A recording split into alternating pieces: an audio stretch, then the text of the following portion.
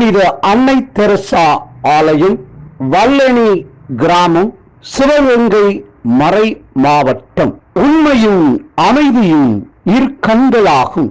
ஏழையின் சிரிப்பில் இறைவனை காணலாம்.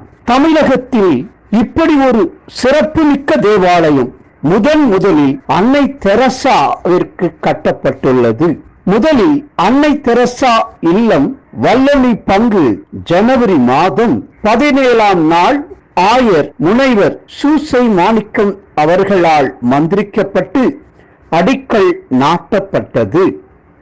அப்போது அருள் திரு தாமஸ் பரிகாலன் அடிகளார் பங்கு தந்தையாக பணியாற்றினார். சிவகங்கை பேருந்து நிலையத்தில் இருந்து 4 கிலோமீட்டர் தொலைவில் இந்த ஆலயம் அழகுற அமைந்துள்ளது.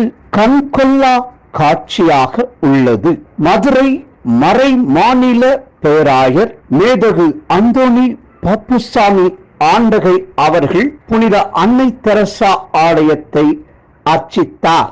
மேனாள் சிவகங்கை ஆயர் மேதகு சூசை மாணிக்கம் அவர்கள் திறந்து வைத்தார். இந்நிகழ்வு செப்டம்பர் மாதம் 28ஆம் நாள் 2023ஆம் ஆண்டு நிகழ்ந்தது. அப்போது அருள் திரு லூர்துராஜ் அடிகளார் பங்கு தந்தையாக பணியாற்றினார். ஜெபத்தில் நம்பிக்கை வைக்க வேண்டும் என கூறியுள்ளார் புனித அன்னை தெரசா. ஆலய பலிபீட மையத்தில் சிலுவையில் இயேசுவும், இடதுபுறம் தேவ அன்னையும், வலதுபுறம் சூசையப்பரும், பின்பு இடதுபுறம் அன்னை தெரசாவும் மற்றும் வலதுபுறம் அருளானந்தர் சிறுவங்கள் அழகுற காட்சி அளிக்கின்றன.